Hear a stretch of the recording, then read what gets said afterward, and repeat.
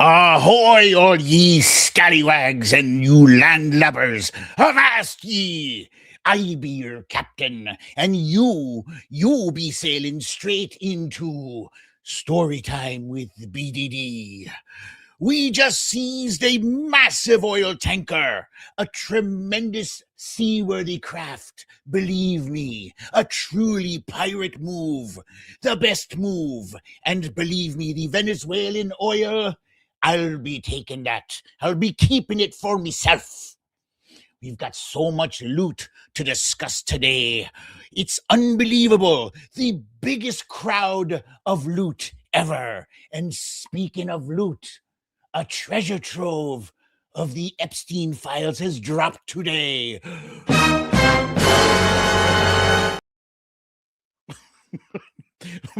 But it shows not much that is new. Lots of forks in the kitchen were found, and what have you, but booty nonetheless. We'll talk about that racist rally in Pennsylvania and how he's turning this country into, well, let's just say North Korea, but a tremendous one. Now, shiver me timbers, I aced the cognitive test, all the best words. Let's drop anchor and get this story told.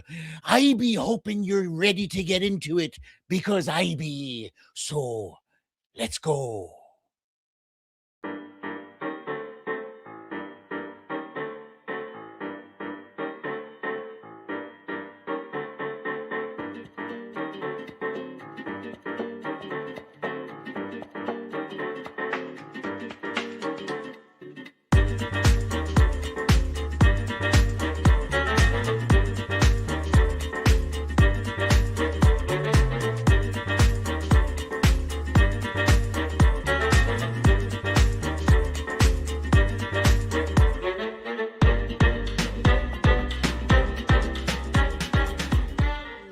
Story time.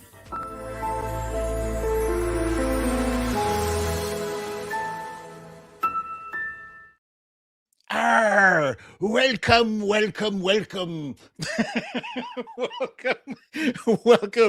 welcome to another episode of Storytime with BDD. I'm your host, BDD, aka Brooklyn Dad.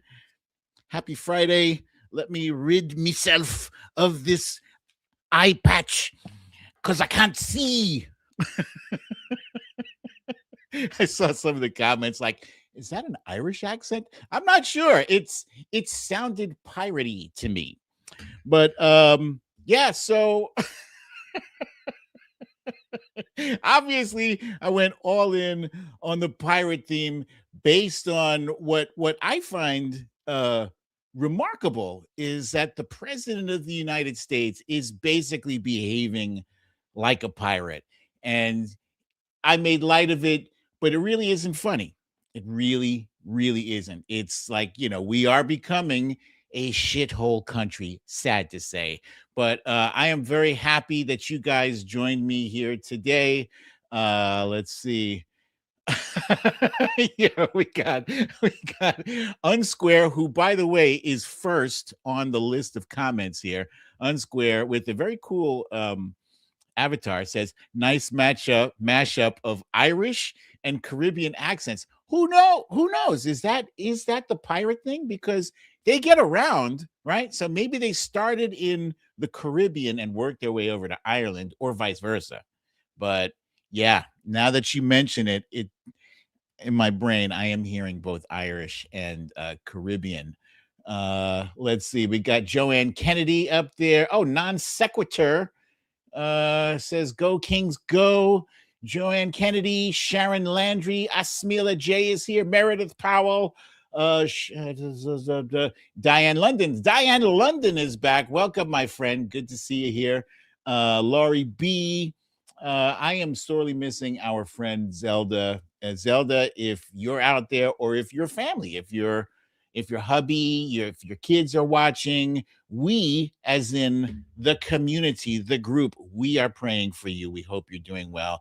Please pass along our well wishes to Zelda, because she really is like the heart and soul of our community here. There's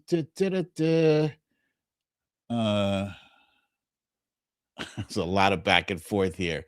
Valerie G. We might be a little light on trolls today, guys. I hate to tell you. I know you're disappointed to hear that. Tina Bradford. Graybeard. Oh, that's clever. That's right.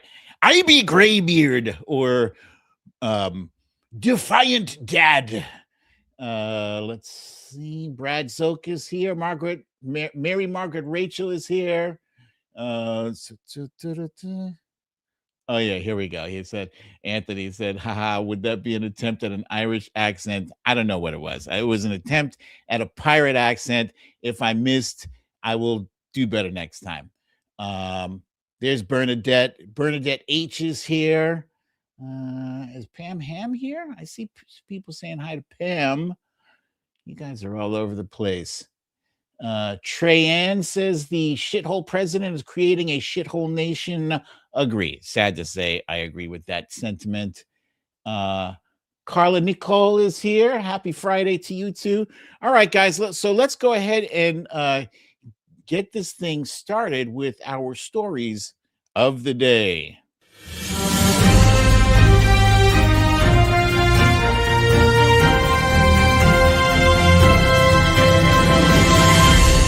Stories of the day. Right. So stories of the day. Why am I here when I should be here? There we go.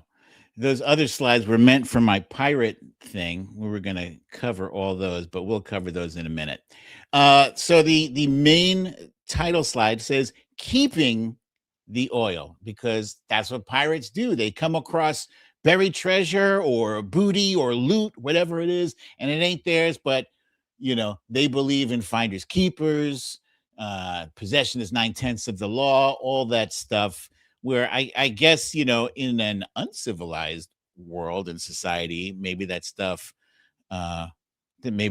flies, but you taking shit from a sovereign nation. We all know what happened. If you saw that movie, Captain, what was the name? Captain Phillips, I'm the captain now. That one. Yeah, pirates. As much, here's the ironic thing, as much vitriol as Donald Trump has directed at Somalians, as much vitriol as he's directed at them, Somalian pirates are featured in the movie Captain Phillips, and they are the bad guys. So in fact, that is what Donald Trump is doing. He's being the bad guy, but he did feature some targeted attacks on Ilhan Omar and Somalians in his racist Pennsylvania rally, and we'll cover that, and we won't devote too much time to it, but it is noteworthy, and I'll tell you in a little bit why. Also, crazy news is that Donald Trump is looking to scan. He's demanding now that tourists from other nations, even nations that we're friends with, that we have friendly relationships with, the tourists have to release 5 years of their social media browsing content in order to be permitted into the country, as if our tourism wasn't already suffering. Tourism, by the way, is a not insignificant part of the U.S. economy, in case you didn't know. And yeah, last but not least, I don't have a card for this, but yeah, we're also going to talk about the Epstein file drop, and what this means for Donald Trump and for the Republican Party and some powerful people that you weren't considering. and yeah, and the piracy thing, we're going to get into that in a few minutes. But first, if it's your first time here, make sure you hit the like button and also the subscribe button, which is in the lower right hand corner of your screen. Please do so. Make sure you hit the little bell notification icon so that you do not miss anything whenever we drop new content. And sometimes you'll be surprised at the content we drop. All right. This week I did a Substack that was kind of punching up at Elon Musk. I'm kind of sick of this dude.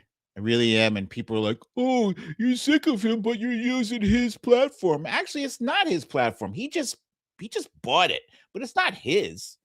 You know, if there was nobody on the site, then he just has a useless app. It's nothing.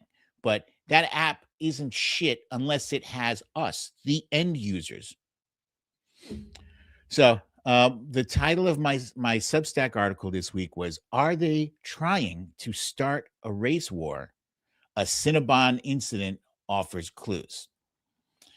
So by now, I'm sure you guys probably know that there was an incident at Cinnabon. Normally, this sort of thing, how many times does this happen per day, per month, per year? Probably a lot.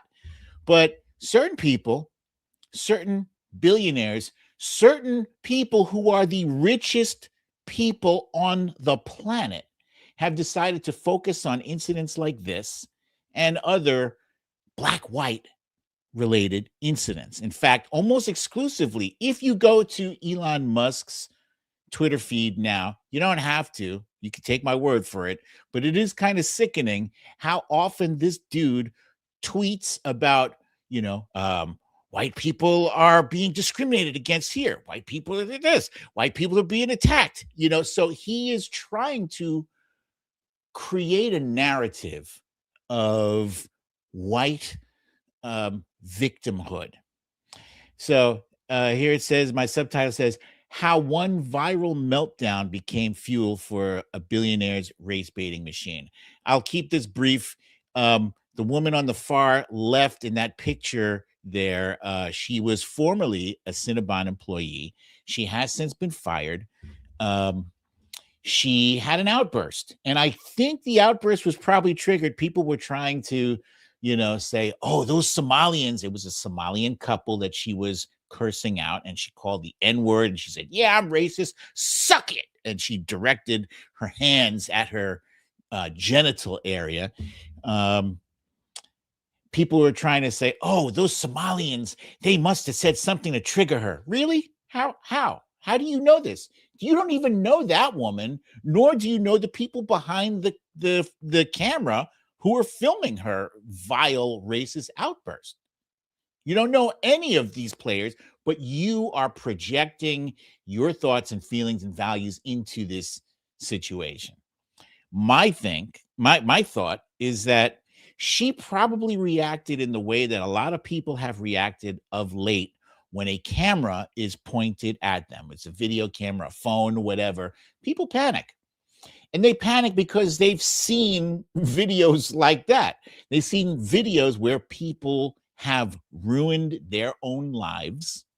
Lives have been ruined by these meltdowns, by these very public meltdowns that capture their true essence. And then they inevitably always break down and say, "Oh, that's not me. That's not really me. I have a black, I have a black insert, my father-in-law is Mexican, No, we don't want to hear that shit." So that's my guess, is that she probably freaked out, realized she was about to be famous, and said, "You know what? I might as well make it look, like kick ass." And as a result, she became a hero to racists on the right. And they started a Give, Send, Go, which raised, last time I saw the amount, it was like $130,000 within less than a week. Sad. So I'm going to give you an excerpt from this article here. Elon Musk is the richest man on earth. He could be using his enormous wealth to uplift communities or tackle long-term problems. Instead, he has chosen to stoke racial resentment, not just in America, but globally. He reposts 20-year-old videos sometimes of violent crimes with captions that echo ancient racist tropes. Quote unquote, it's always white women they terrorize, or non-whites have been calling for our extermination for years. Civil war. Almost every post is crafted to make his 230 million followers believe that violent Black people are lurking everywhere, waiting to steal their property, their dignity, their women, or even their lives. Of course, none of this discussion is possible without Trump's permission structure. Without his infamous golden escalator speech 10 years ago, many white Americans would still feel shame for their racism. Trump removed the shame. He turned it into a badge of honor. Since then, we've seen the rise of Karen's Karening, and certain names now live forever in internet history. Central Park Karen, Barbecue Becky, Permit Patty. I'm sure as I'm listing these names, you probably recognize a bunch of them. Each incident revealed the same panic, the fear of being caught on camera, acting on racist impulse, the fear of consequences. In the Cinnabon case, the white woman clearly realized she was being filmed, and instead of backing down, she seemed to lean in as if performing for her fellow racists. Nobody who is not racist uses the hard R with that much ease. Look, I'll tell you guys this. I myself have been furious. Not a lot. It takes a lot to get me furious. But when I say furious, I mean so angry you don't even know what you're going to say. I've been that angry maybe a handful of times in my life. And a couple of times was with my employer.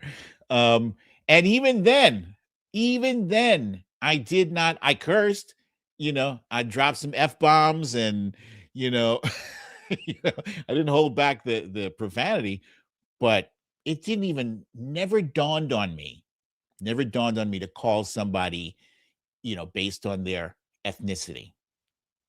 Why? It's so stupid, it's hateful, and it's something that you can't ever take back. And this is I'm talking long before the age where people can whip out a phone and record you acting a fool, and back when I used to drink and get drunk, I'd get sloppy drunk, where I'd be stumbling and laying down on the curb on the street like that drunk.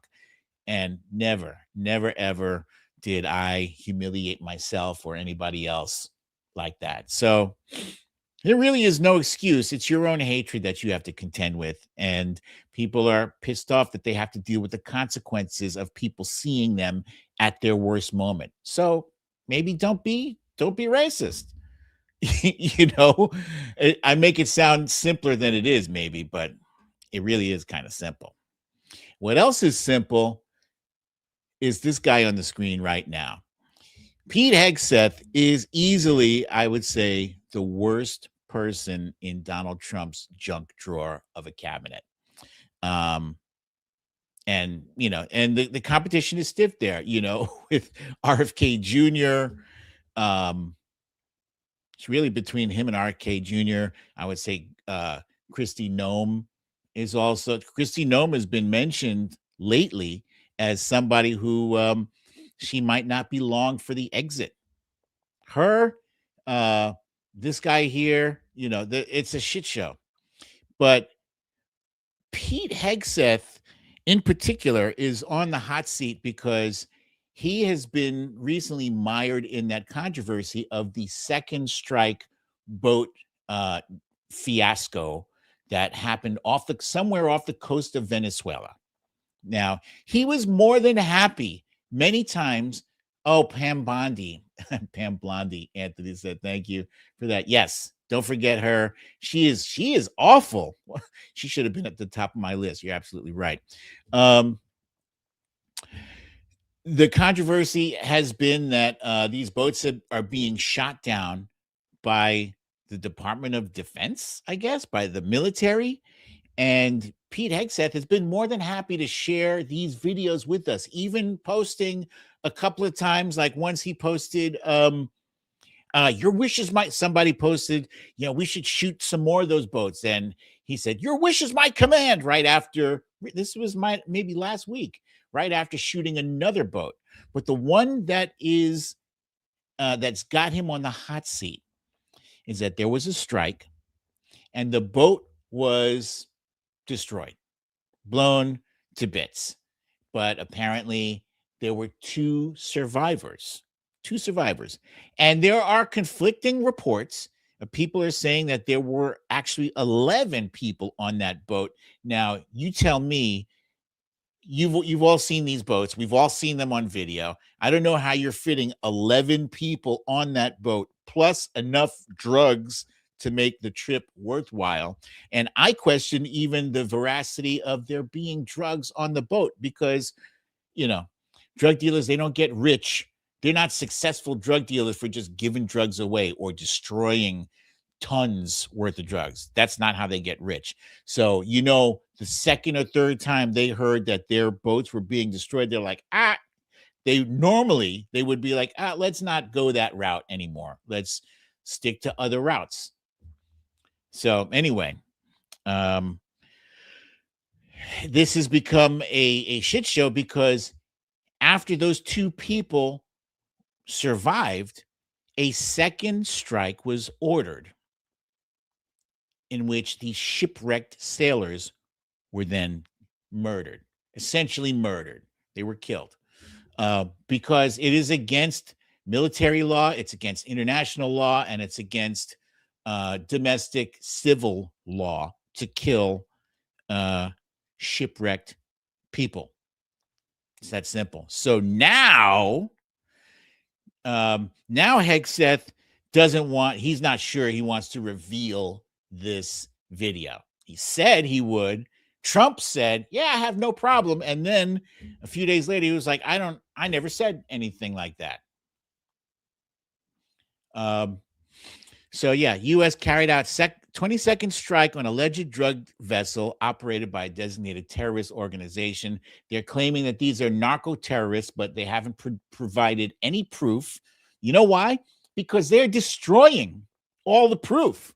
They're blowing everything to smithereens. Normally, you have arrests that happen. You have interdiction. The Coast Guard will come and they will arrest people. They will lock them up. They will take the evidence, the stuff, the drugs that they have confiscated. This is proof that these are narco terrorists because they were traveling in this direction with all these drugs. But now there's no proof of anything. So it's just like, we got to, source, trust me, bro. Pete Hegseth and Trump are calling them narco terrorists, but again, there is no proof. If he was so concernicus about stopping the drug trade, because right wingers, they love to say, you're so against us taking out narco terrorists. You must love the drug dealers. No. Speaking as somebody who is 22 years, going on 23 years, drug free, I have no love whatsoever for drug dealers. Lock them up. Lock them all up. 100%. But you let a guy go who trafficked 400 tons of cocaine. Former Honduras President Hernandez freed from prison after Trump pardon. So he's free.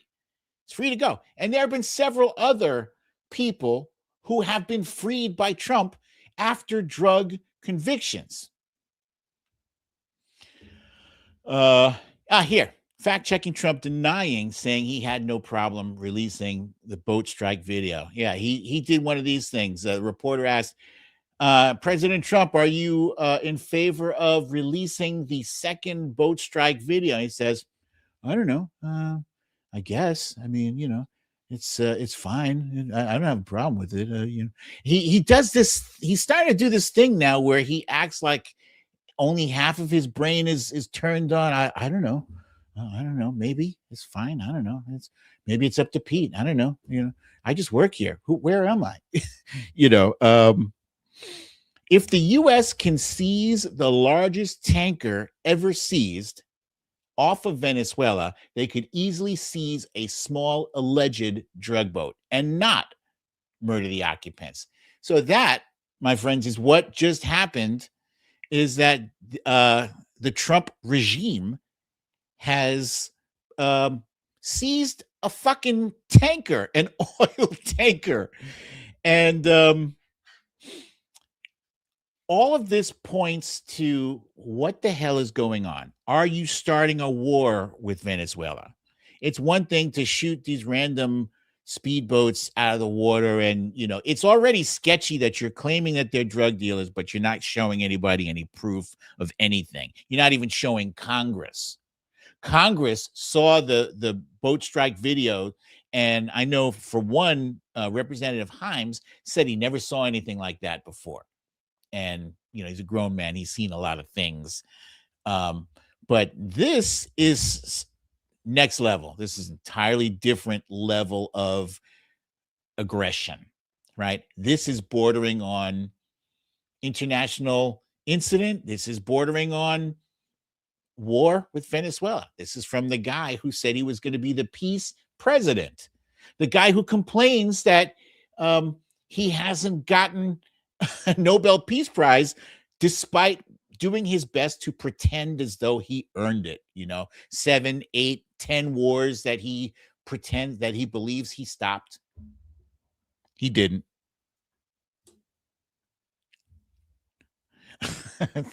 So the memes have exploded now. Look at me. Look at me. I'm the pirate now. Arr! And then there's a scene from The Sopranos. Hey, that's a nice tanker you got there.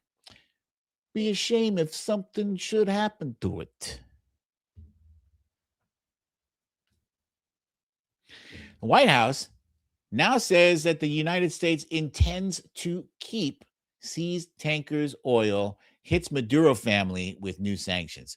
So when all this stuff started happening, with the boats being shot, I was already like 90% sure that this whole thing was about oil and nothing else, because he started saying, yeah, we hit these boats in the sea and we're about to hit them on land too. So them's is fighting words. Them's is fighting words. It's one thing to call a guy a motherfucker from across the street, right? Throw a rock at him. It's another thing to like walk up into his house and start killing people. That's entirely different. That, my friends, I don't care what you call it. I don't care if you call it a conflict. It's war. That's war. And whose kids are you sending to this war of choice without congressional approval? This is not about me hating Trump. This is about me hating lawlessness. This is about me hating disorder and chaos. We have a way we do things here. Last I checked, Venezuela is a sovereign nation. Yeah, you got somebody in there that you don't like, that was one of those things he said he was not going to engage in, the whole regime change thing. He said it himself. If you can't take the word of the president, the person who's in charge of the country, making decisions on our behalf, then we have a crisis. And right now, I mean, I don't believe anything that comes out of his mouth, nothing. And I've started to notice some reporters are pushing back on him big time, and I'm glad for that. It's long past due. And one person comes to mind, Caitlin Collins, but there are others. Rachel Scott from ABC. Who are you with? Who are you with? ABC. That's fake news. Who are you with? CNN. Yeah, you're obnoxious. Hey, what are you, stupid? You stupid. Who talks like that? Who the hell talks like that? Who the hell likes that the president talks like that to women? You have daughters, you have mothers, you have wives, girlfriends, etc. You fine with a guy talking to your wife, daughter, mother like that? Come on, America. Oh, so, excuse me. Forgot about this. I'm glad I put it in my presentation deck. The U.S. isn't attacking Venezuela because of drugs. It's because of minerals, is what several reports are coming out today about. I kind of believe that. I still think it's more about, I feel like it's more about oil. Why not both?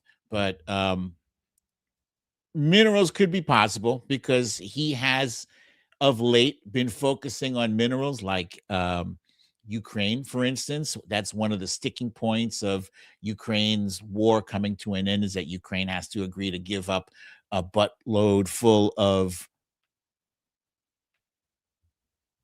Somebody said, why is the chat turned off?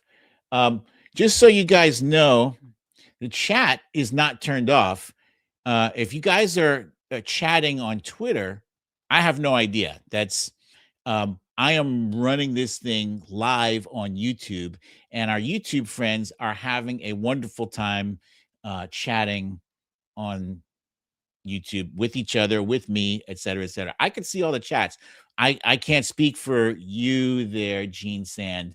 That's on Twitter. So if you want, to engage in chat with others, jump on over to YouTube there, please.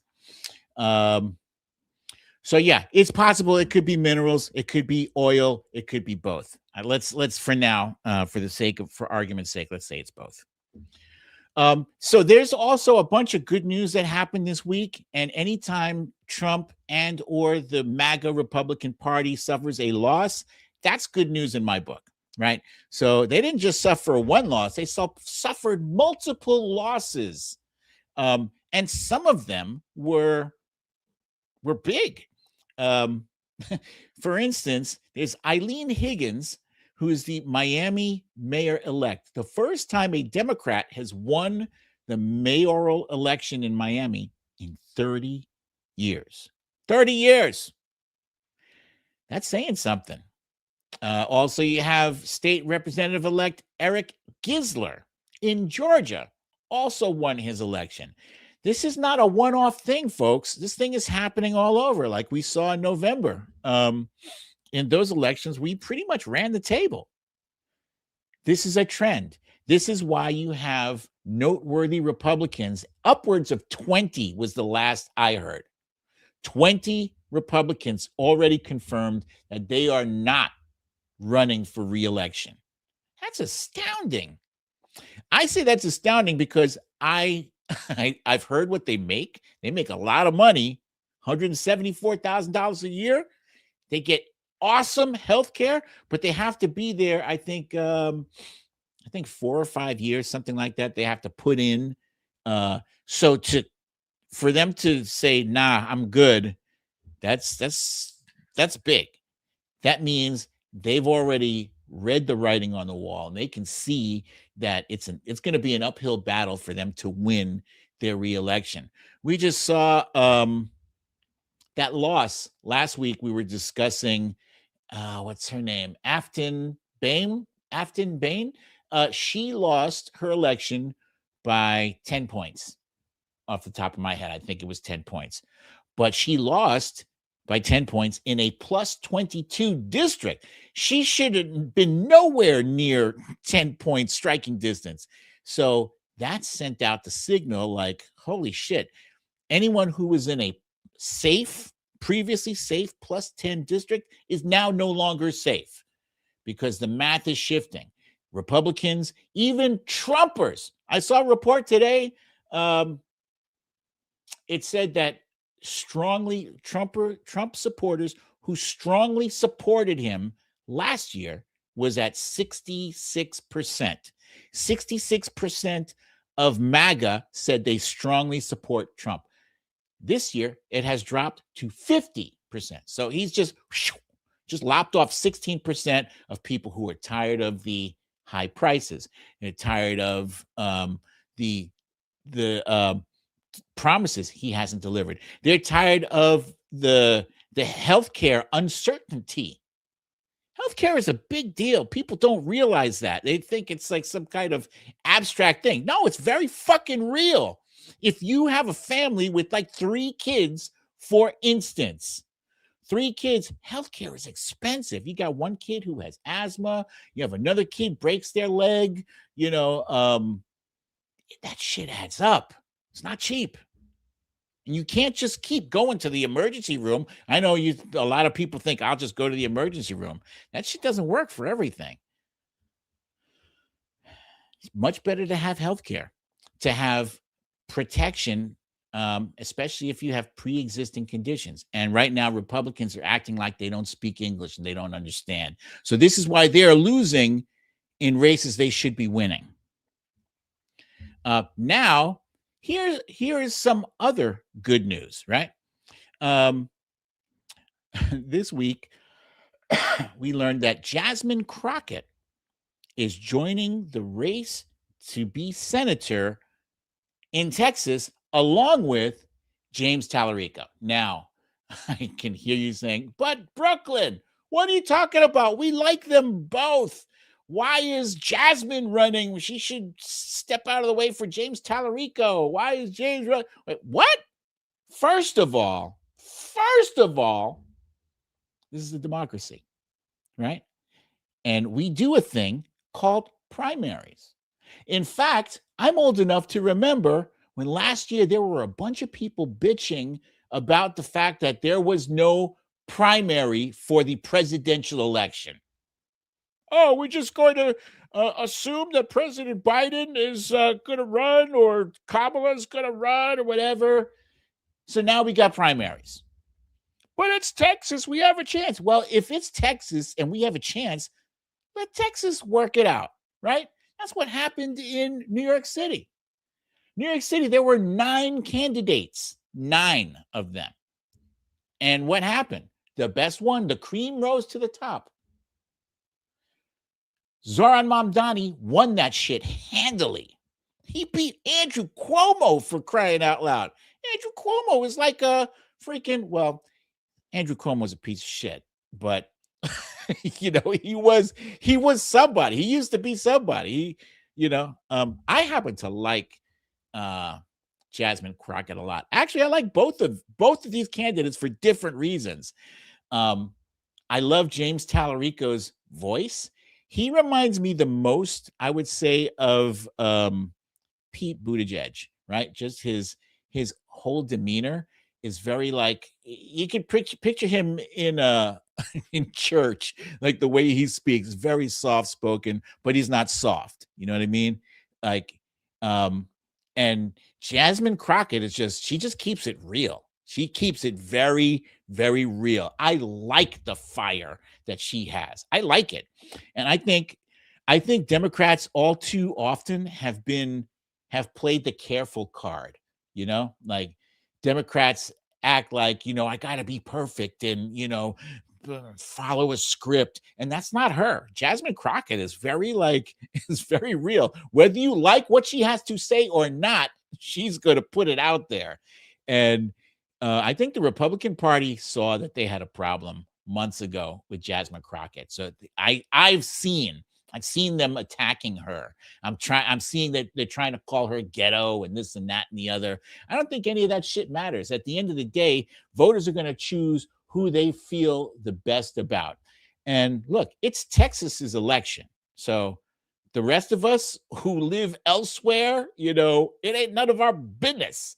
My name is Bennett and I ain't in it, is what they used to say. So in any case, we have an embarrassment of riches there. I think we have 2 tremendous candidates, and I wish them best. I wish them both the best of luck. I see some comments there. Lucy says Crockett has what it takes. Valerie G says she loves Jasmine Crockett there. Meredith Powell says, I love me some Jasmine. Bernadette H says, Senator Jasmine Crockett sounds fantastic. I agree. So let's see. And guys, don't sell James Tallarico short either. I think I seriously love the guy. I love how he speaks very much. It's up to Texas to make their choice at the end of the day. So let's keep it going. Oh, here's some other news now. So back in April, Trump's Department of Homeland Security said that the wrongly deported Kilmar Abrego Garcia is basically Osama bin Laden. They said he's a terrorist.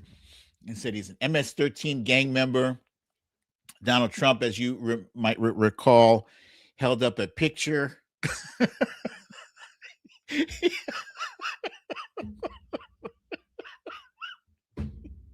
Look how serious he is, man. Look how serious he is on his face. Look, this is proof. You stupid idiot. It's a picture where somebody photoshopped the letters MS13 on the man's fingers, and he swears this is grandpa, man. Somebody sent him an email, and he swears that email is real because somebody sent it to me. Look, it's there for you to see. So embarrassing. That guy from ABC even tried to like get him off the hook. He's like, Mr. President, that was those letters were put on his fingers. Yeah, I know. It's a tattoo. You dumbass. Anyway, the other day, Kilmar Abrego Garcia was released, ordered released. So I don't think this saga is over yet because the Trump administration has, if they have shown nothing else, the Trump, regime has shown that they enjoy losing. They enjoy losing these court battles so much that they put that Lindsay Halligan there, who is completely out of her depth, has no business being there to prosecute one of those cases. But anyway, yeah, so he's been released from immigration detention, and the judge said, don't you even think about trying to re-arrest him on his way out. So I'm happy about it. You know, they to this date, the Trump regime has presented zero proof. It was April we started talking about that case. It's December. You had 8 months. You said you have all this evidence. That's 8 months. You haven't showed one lick of evidence. There's an indictment. Where's your evidence? Huh? It's not that picture. You dumbass. And I think this might be the last of the news I have to share, but this is Letitia James has also, for the third time now, the grand jury has refused to indict Letitia James on this bullshit case. Third time, 3 times, they're still swinging. They're like, let's go for 4. It's hilarious. It's hilarious. And I've seen, just so you know, because you guys, you're not on Twitter like I am, but I scroll through people, so many comments, and I can see MAGAs getting very upset, very impatient. Come on, they haven't convicted anyone yet. You promised us convictions. Oh, they care more about that than they care about the price of groceries. So funny. So, you know, that's kind of satisfying too. Oh, this was big. Sorry, I almost forgot about it. Thank God I put it in my PowerPoint deck here. Indiana Republicans stood up to Trump. Trump told them he wanted them to redistrict. He wanted them to gerrymander so they could gain, I think, 2 seats? Indiana Republicans said, nah, And it wasn't close. The vote wasn't close. It was like the Indiana Senate voted 19-31 against a bill to redraw the state's congressional districts to favor Republicans. I'm frankly stunned by it. I applaud them. You know, you have to, when people do the right thing, I believe in positive reinforcement. And I think they should be commended because that's tremendous. It's tremendous. And here, Heritage Action tweeted, President Trump has made it clear to Indiana leaders, if the Indiana Senate fails to pass the map, all federal funding will be stripped from the state. Roads will not be paved. Guard bases will close. Major project will stop. So at the end of the day, this guy is going to punish a Republican state that overwhelmingly voted to elect his ass. They're going to punish the whole state because they refuse to cheat, essentially. What happened to states' rights? Huh? The state voted. They said, this is what we want to do. We don't want to do it. So the bullying kind of backfired. They did a whole lot of bullying. There was a campaign where everybody was coming down on them. Don Jr. and J.D. Vance and all these other Republicans were, coming at Indiana with daggers saying, you better vote the right way. And they're like, fuck you. So bravo to Indiana Republicans for doing the right thing. Bravo. Oh, and now I got to share this with you guys. This was my absolute favorite video. I would almost want to say of the year, possibly, but definitely my favorite video yesterday. Definitely favorite video of the month. This was fantastic. So you guys know that the Trump regime has made a focus, a priority of going after Antifa, right? And we were all asking, okay, so where is the Antifa headquarters? And so Representative Benny Johnson, in his best disappointed uncle tone of voice, questioned this guy, this unfortunate guy from Trump's regime. And I'm gonna play this clip for you because I love it. I could watch this 10 more times and fully love this. Here, let's see. Is it here we go. That's our primary concern, right? Executive Board of Domestic Terrorist Organization, Antifa. That's our primary concern right now. All right, that's what President Trump did. What did the FBI say? We share the same view. When you look at the data right now, you look at the domestic terrorist threat that we're facing right now, what I see from my position is that's the most immediate violent threat that we're facing on the domestic side. So where is the Antifa headquartered? What we're doing right now with the organization. Where in the United States does Antifa exist? If it's a terrorist organization and you've identified it as number one. We are building out the infrastructure right now. So what does that mean? We're trying to get the information. You say Antifa is a terrorist organization. Tell us as a committee, how did you come to that? Where do they exist? How many members do they have in the United States as of right now? Mm-hmm. Well, that's very fluid. It's ongoing for us to understand that. The same, no different than Al Qaeda and ISIS. No, I don't want you. I'll ask one question, sir. Here you go. I just want you to tell us. If you said Antifa is the number one domestic terrorist organization operating in the United States, I just need to know where they are, how many people. I don't want a name. I don't want anything like that. Just how many people have you identified with the FBI that Antifa is made of? The investigations are active. So you wouldn't come to this committee and say something you can't prove. I know you wouldn't do that. But you did. But you did. Oh man. How he punctuated it with "but you did" is chef's kiss. Perfect. Oh my God.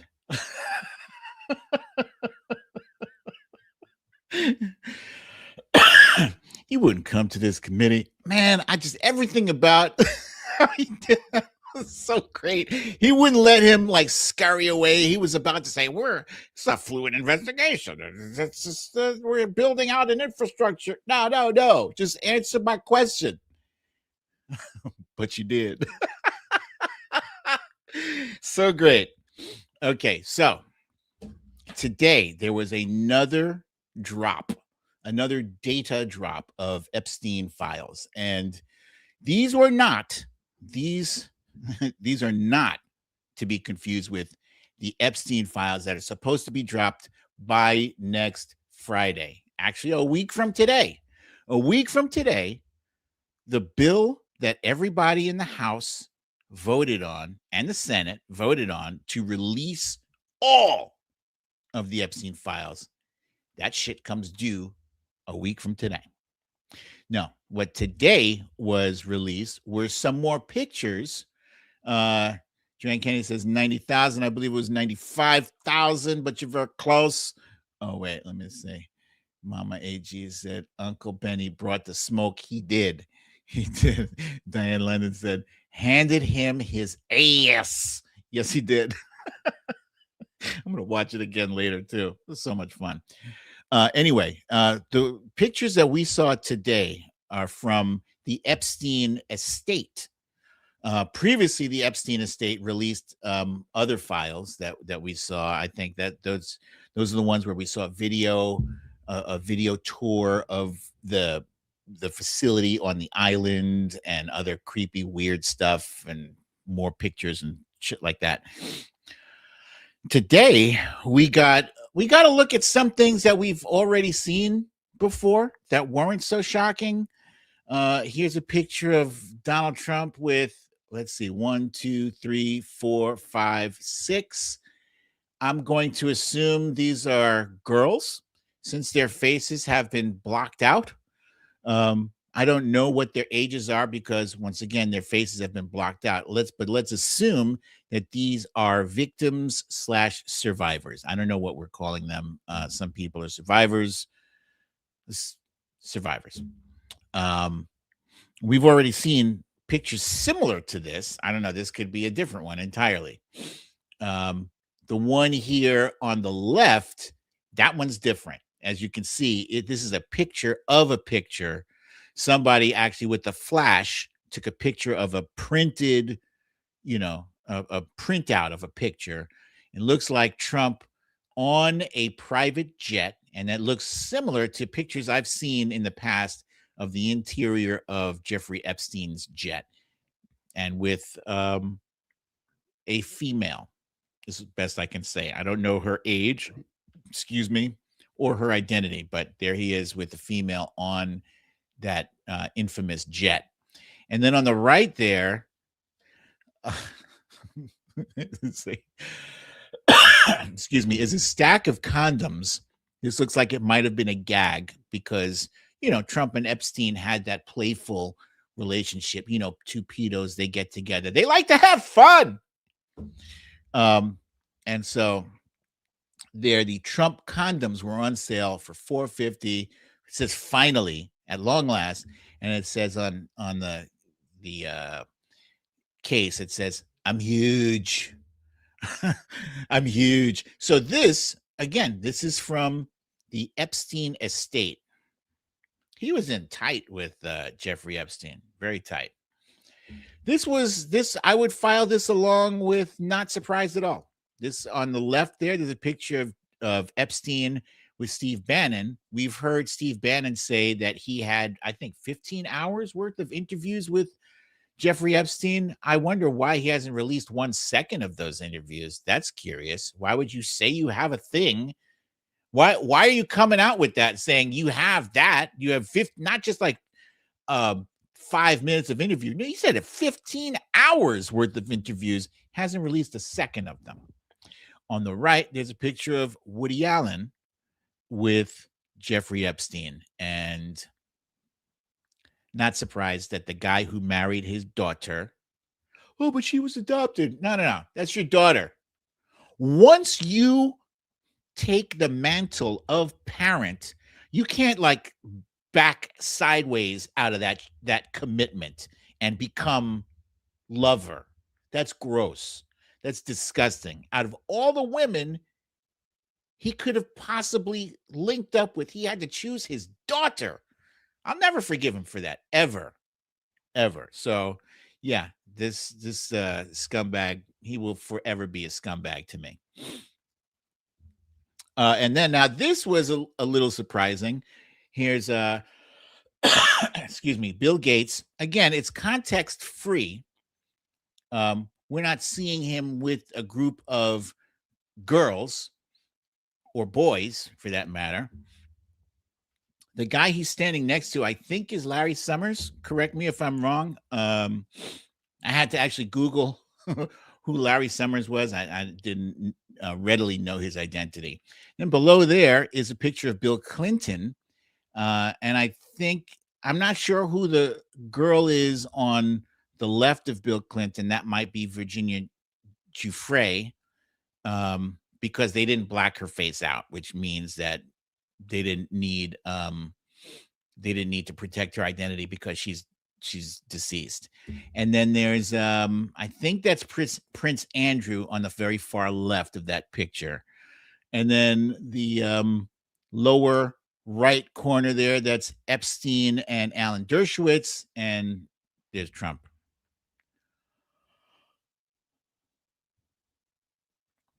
So before I move on from this, what are you guys expecting? Were any of you shocked? First of all, were you shocked by what you saw today?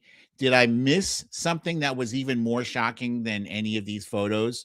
Or was that pretty much it? Because I'm pretty sure I saw everything that came out. Nothing really, really shocked me that much.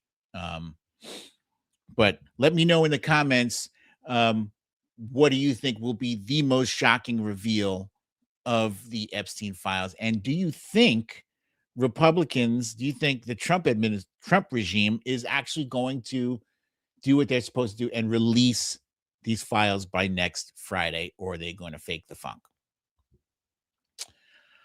So this week, Donald Trump decided to get back out there because his mojo has been damaged severely by events of the past month.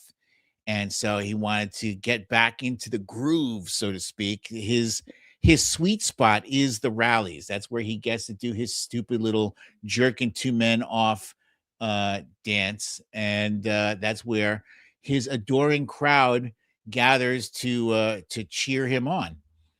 But this rally was interesting in that you see behind him, it says lower prices and bigger paychecks. Well, you know, and I know that lower prices plus bigger paychecks equals, anybody? There's one word. There's one word what that equals. Ah, here we go. Meredith Powell. She says affordability is a hoax. Kind of like Bigfoot tying our shoes without passing out and the female orgasm. Yes, affordability. And that's a hell of a trick to say with the same breath that you're saying that affordability is a hoax. He also said that prices are coming down. Now, I don't think I added this to my list of videos, but I watched that clip from the rally, and you could have heard an ant fart in response to, let's see, do I have it here? I have a bunch of stuff in here about Erica Kirk because I was actually going to talk about that today, but then a few things happened and that pushed it back. But I do want to talk about this Erica Kirk thing because it is kind of, it's weird to me. I honestly don't give a shit about her. But I do think her style of mourning is bizarre. Personal opinion. Hang on, let's see. I know it's here on Really American. Let's see. Here we go. You can hear a pin drop at Trump's rally as his lies to Pennsylvanians about prices falls flat. Prices are going down. It's a hoax. Listen to how quiet this crowd is, except for one person.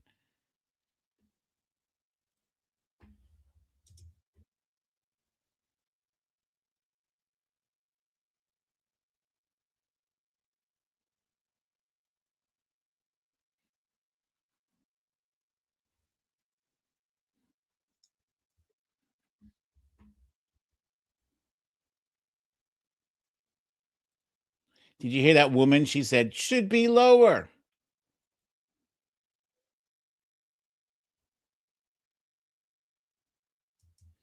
That crowd is dead silent.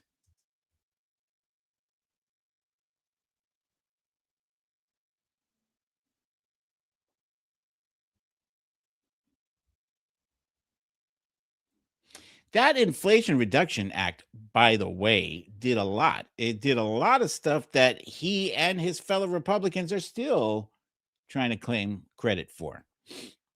Let's see, stop sharing this. And actually, you know what? Since I'm on this rally here, let's cover this. This was probably my least favorite comment of his. It's gross.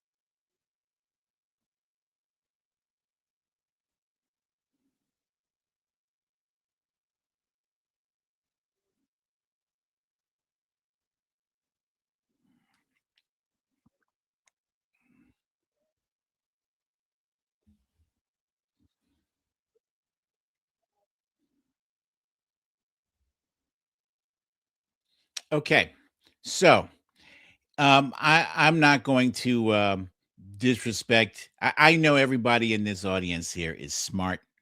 You guys know, you know what time it is. You know that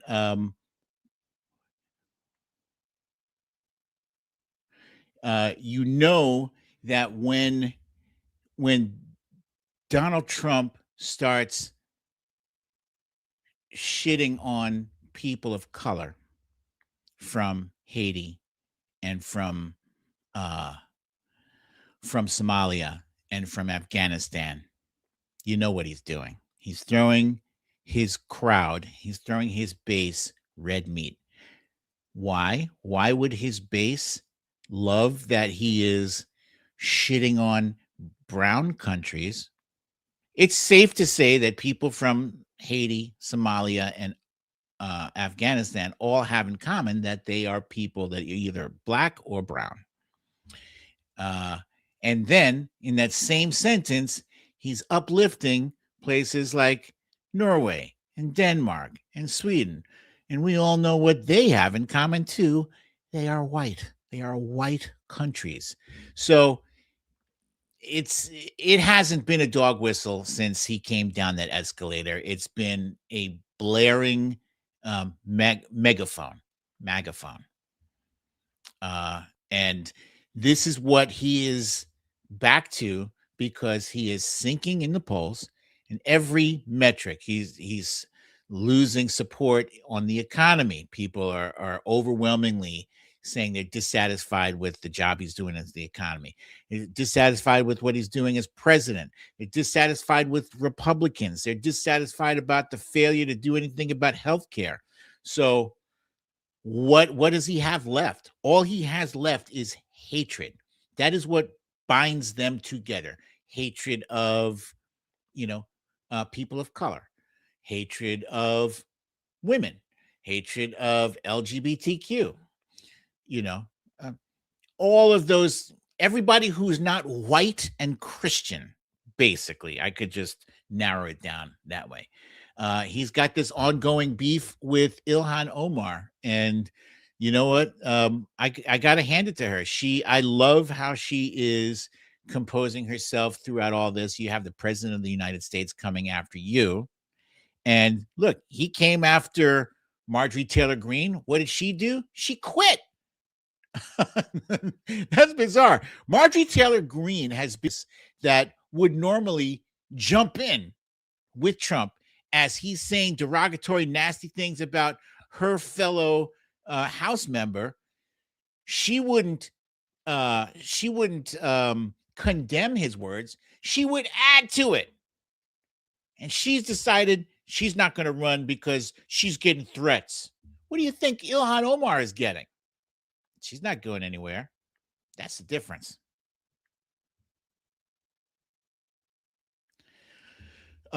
Here's the interesting fact about this story. The number of Europeans traveling to the United States has cratered, has gone down drastically, has plummeted under Trump. And these are mostly white European countries: Austria, Denmark, Germany, Iceland, Norway, Spain, Sweden, the UK.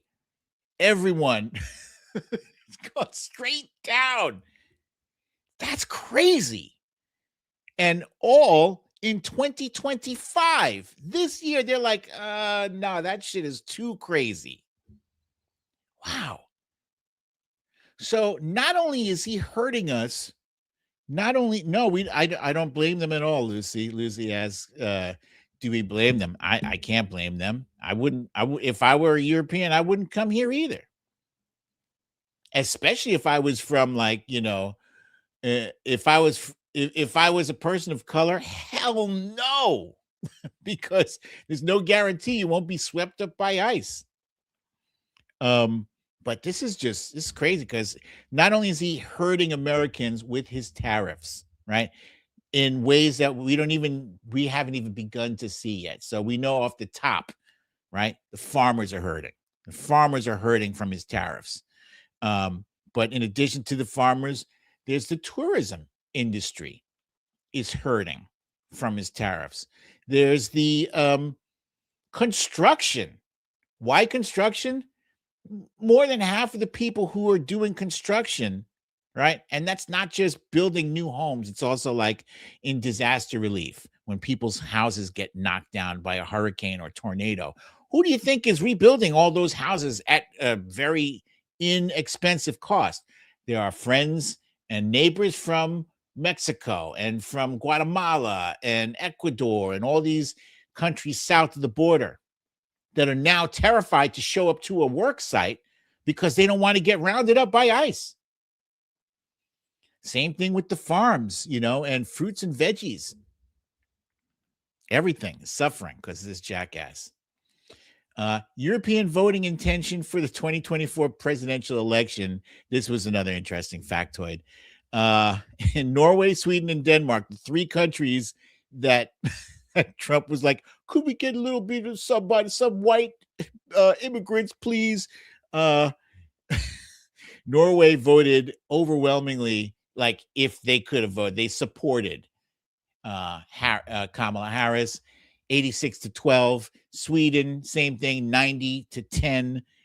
Denmark was like, fuck that guy. They supported Kamala Harris 96-4. Denmark. Wow. And then this kind of dovetails in that the United States plans to scrutinize foreign tourists' social media history, even visitors from countries like Britain and France, whose citizens don't need visas, would have to share 5 years worth of social media. So this all ties in with Donald Trump's obsession with, with being liked. For starters, I could tell you, Don, how you could start to be liked. Stop being a dick. Just stop being a dick. Stop expecting people to award you for your shitty behavior. Because people, believe it or not, people who share the same skin color as you, or what your skin color is supposed to be without the spray tan, the people who are also white, they hate it. They hate it more than some. They do. I know. They're mortified by your behavior, because your behavior is taking us light years back. It's it's almost how I feel sometimes if I'm like watching the news and I see a report about an old lady that got mugged, and I'm like, please don't let it be a Leroy. Because there's that fatigue growing up. You'd see it on the news too often. You'd see a brother, committing some of these petty crimes, these muggings and robberies, and it's sickening, because you make the rest of us look bad. And so that's what Trump does for white people. He makes the rest of them look bad. There's so many people like, I'm so sorry. So sorry for his behavior. And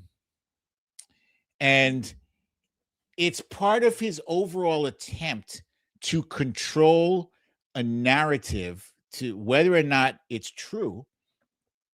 In fact, it's not true, but he has what's her name, Carolyn Levitt, out there on the daily, just like spewing lies, like fish swim and birds fly. And it's embarrassing too, not just from her. If you ever watch one of those cabinet meetings are very much like what you would imagine people have to say if they want to survive in Kim Jong-un's government. They have to praise him to the roof, to the rafters. Grown people. President Trump, I'm so grateful for you. You are the best thing. Like, it's sickening, and it's weird for grown people to grovel like that to a man who hasn't earned it. He just hasn't earned it. Oh, Sharon says, with the lips that don't stop. Trump said the weirdest thing about Caroline Levitt the other day, which was super duper creepy. What did he say? He said that like, you look at her face, what her lips do, they don't stop. It was gross. It's disgusting. You see Jeanette Sanders here. Oh, this is our friend who was on Twitter. She says she's supposed to be in Costa Rica in March and concerned there will be issues against Americans. Any thoughts? I think you'll be fine. I've heard nice things about Costa Rica. I don't think people will. I would have to say, let me back that up.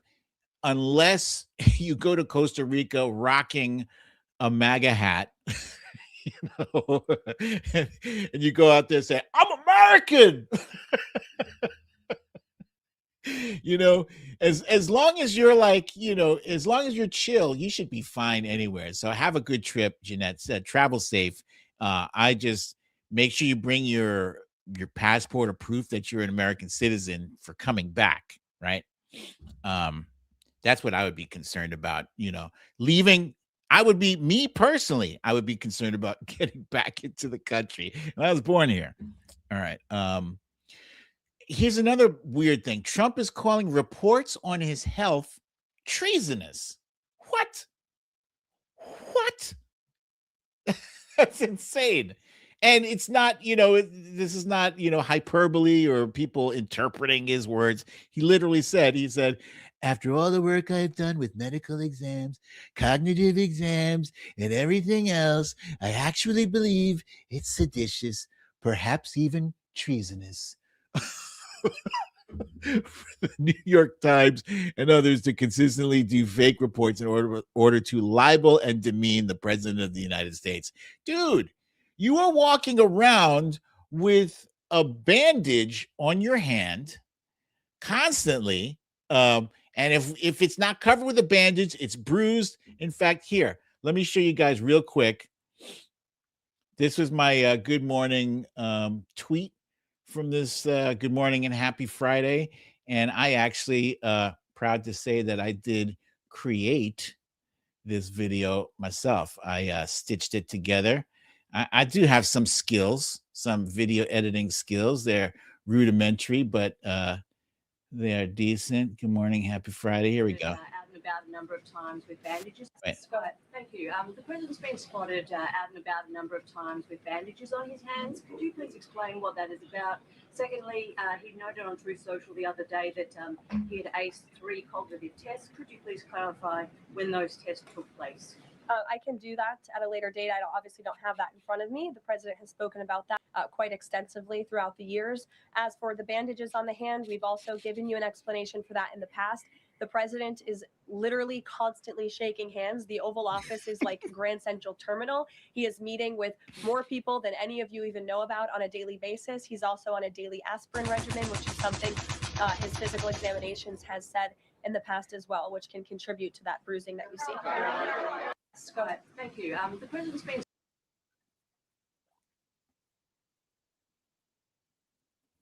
Okay, so there was that machine gun thing.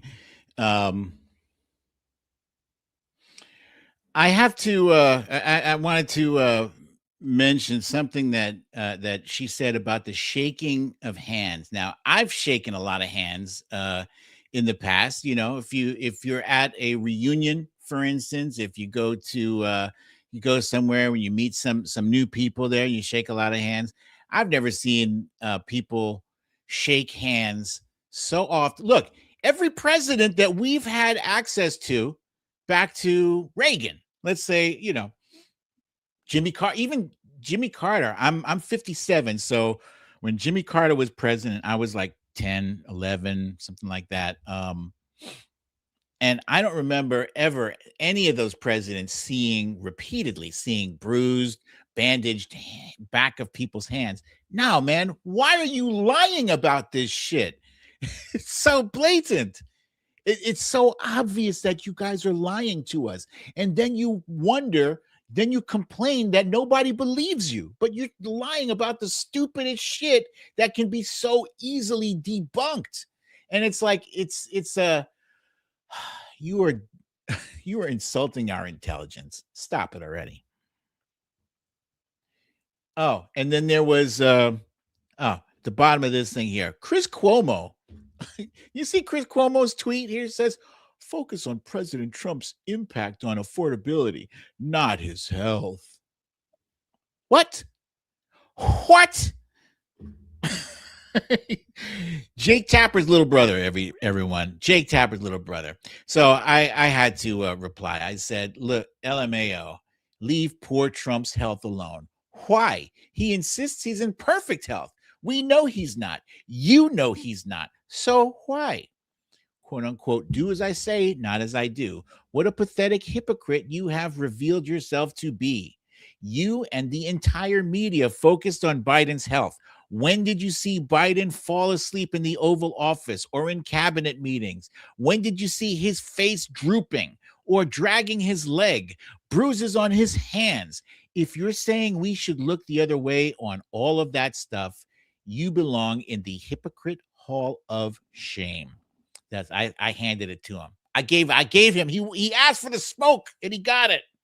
Then I asked Grok, I said, how many times has Chris Cuomo tweeted negatively about President Biden's health or age in the past 4 years? And Grok said he tweeted 25 times in the past 4 years negatively about Trump, about Biden's age or his health. Yes, he did. And thank you for that, Sharon. I am handing out I am handing out ass whoopings on the regular on Twitter these days, because look, they are force feeding me right-wing tweets and content, and I'm sick of it. So as long as it's going to be in my face, if you guys are going to blatantly lie, I'm going to set the record straight, one person at a time. And let's see, Larry Ellison discussed axing CNN hosts with White House and takeover bid talks. Now, I've stopped watching CNN years ago, because it's garbage. It really is garbage. There are some bright spots there. I would say Abby Phillip, although I don't have patience for Abby Phillip's show format where there's people yelling over each other and that smug Scott Jennings guy. I couldn't get through 5 or 10 minutes of that show. Seriously, she tolerates people who I don't mind if you're on the other side of the aisle, as long as you're going to argue in good faith. Okay, let's have a good faith conversation, right? There's plenty of room to criticize Democrats in good faith and criticize Republicans in good faith without having to make shit up. But this is what these people do on CNN out of whole cloth. Now, what they're talking about here, this is concerning. This Larry Ellison discussing axing CNN hosts. So they basically, long story short, want to turn CNN into Fox News. It's already Fox News Light, which is why I stopped watching them years ago. It's already because it was that bad. You're just gonna complete the transformation, I guess. But it's also concerning because Larry Ellison is good friends with Trump, and as it says here, discussed axing CNN hosts with White House. You see, so again, now Donald Trump is trying to control the media to institute his own state-run media, presumably. If they're checking with the White House, there's some implied interest because Trump is tired of being, the butt of jokes, and he's tired of negative news coverage. So he'll make a rule saying no more negative news coverage from CNN or any news outlet that he or one of his buddies controls. And at the end of the day, that is why they have these culture wars. That's why Elon Musk is the richest guy on earth, is wasting his time tweeting about, white discrimination against white people in South Africa, or, stuff like that. It's because they don't want us looking at the millionaires and billionaires picking our pockets, getting rich while we suffer and struggle. And when I say we, I mean the collective we. I don't mean we, just Democrats and liberals only. I mean we, like Democrats, liberals, MAGA, Republicans, moderates, independents, non-voters, everybody who is not part of the 0.1% richest people on the planet, because those people control everything. They control everything. They have everything at their disposal. And what do? They create narratives that cause us down here to fight each other.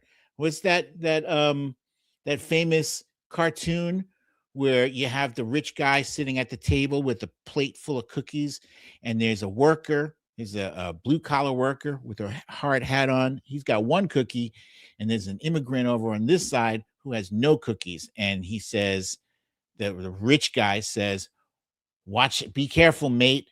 That immigrant wants your cookie. And that's the game. And my mission is slowly but surely to chip away at that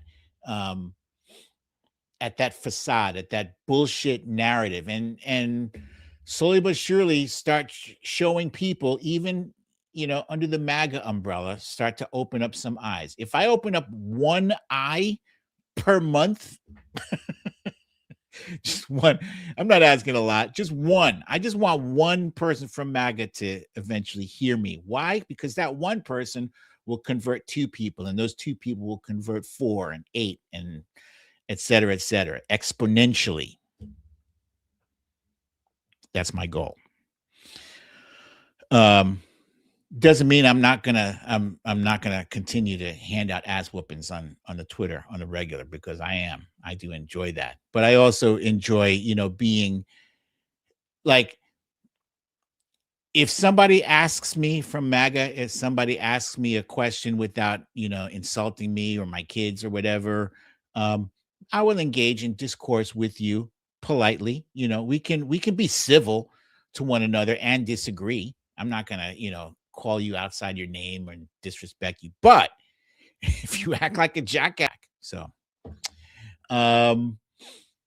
my goal for this weekend, oh, hang on a second. Did I forget to show you guys this? Oh yeah, this Trump gold card thing. It's ridiculous. It's absolutely ridiculous. He's a nonstop grift machine, and I wish people would wake up to it.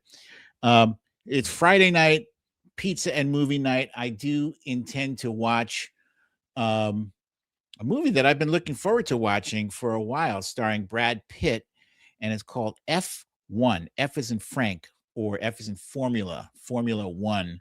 And it's about Brad Pitt plays like an old race car driver who has to take this young hotshot under his, I guess they are going to win a team championship together.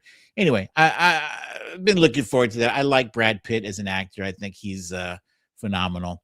Also, I have to again say that the TV show Pluribus that is on Apple TV is fantastic. If you have not seen that yet, make a point of seeing it.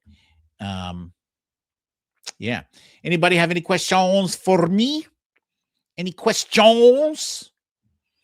Let's hear it. Oh, and also I said earlier that I thought today's show was going to be light on trolls, and I think I was right. Trey Ann says F1 was great. Brad Pitt, yeah, Brad Pitt is aging well. I think Robert Redford also aged well, and every time I look at Brad Pitt, he reminds me of a younger Robert Redford. And fun fact, I went to school with Robert Redford's daughter. Okay, so Valerie G wants to know, did you decorate for the holidays yet? Yes, just. Just. Wifey had the Christmas tree up last week. I wasn't dragging my feet on this, but it just took me a while to get to it. Normally I like to have the decorations, the outside, the house decorations up, shortly after Thanksgiving, but I was delayed. I was busy and I was tired and blah, blah, blah. But yeah, my decorations are up now. I'm feeling pretty good about them. I think I'm missing one extension cord.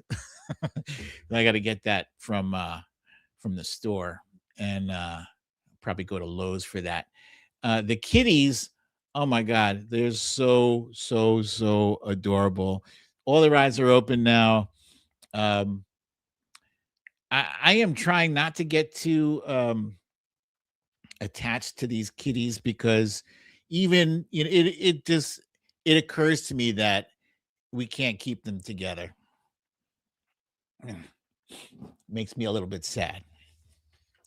I don't know why, because they're just kitties, and that happens all the time. Even all the cats we have, well, actually, we have two cats that are sisters, Mars and Kobe, but our dog probably was part of a litter of 10 or 8 puppies. I guess it's because I saw them born. I'm such a softie. What flavor wings? I think it's like we get this from these bags of wings from Sam's Club, and I swear to God, these wings are spectacular. I feel like they're sweet Korean barbecue or something. Man, when I finish here and I go and have my pizza and wings, that first bite that I take of the wings, it's so juicy and it's so succulent. Oh, it's so good.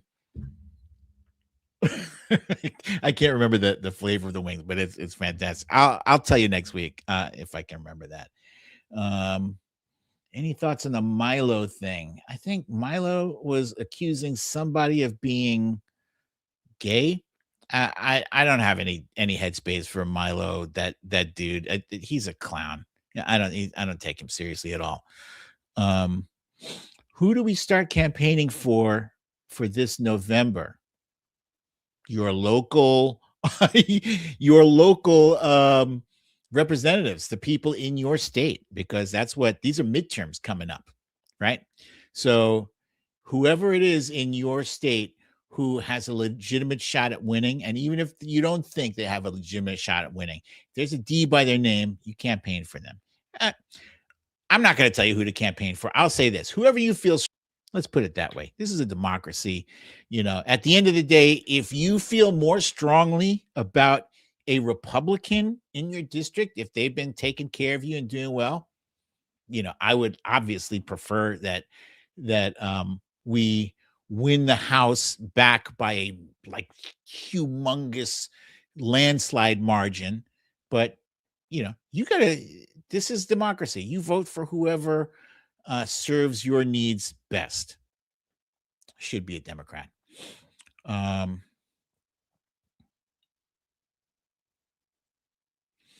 Okay, so I love you guys' questions. I can't answer them all. A lot of comments and about pluribus and outdoor cats, new kittens divine. Did you see the Christmas tree for household with cats? I did not. Oh, interesting. Benny Loco Love says holidays I'll pass not feeling very festive in the land of the brainless, the mouth breathers, and the knuckle draggers. You got to,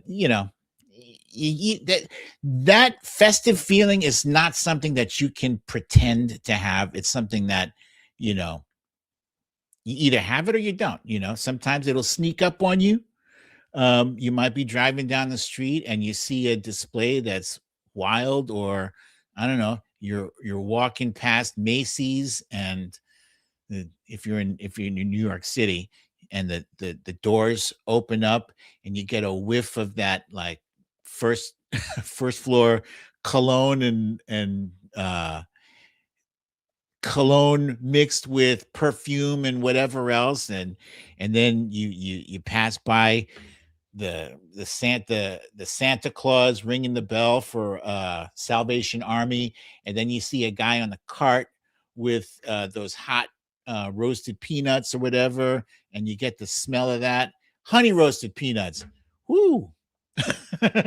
Just who knows? It could be any combination of things. Somebody might send you a Christmas card or holiday card. I haven't said happy holidays yet to anybody. But I'm going to put that on my list of things to do. Okay. So guys, thank you so much for joining me for another episode of Storytime with BDD. I'm your host, BDD, aka Brooklyn Dad. Guys, thanks for joining me for today's episode. I had so much fun doing this the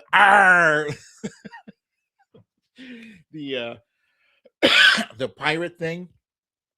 I actually planned this out. I bought a costume, right?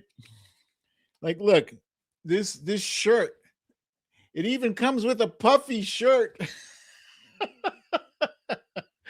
But Benny Loco, I want to say, I hope at some point the holiday spirit hits you. And for me, the holiday spirit, it's not about buying gifts or receiving gifts. It's about being with family and friends, maybe helping out somebody who needs something, something that makes you feel good. For some reason, I love that Mariah Carey song. All I Want for Christmas Is You.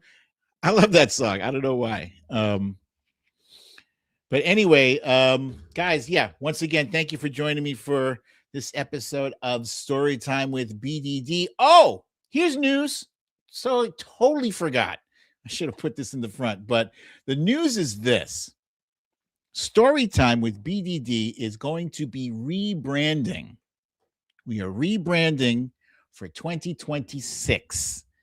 The name of the show, I've decided, is Defiant Weekly.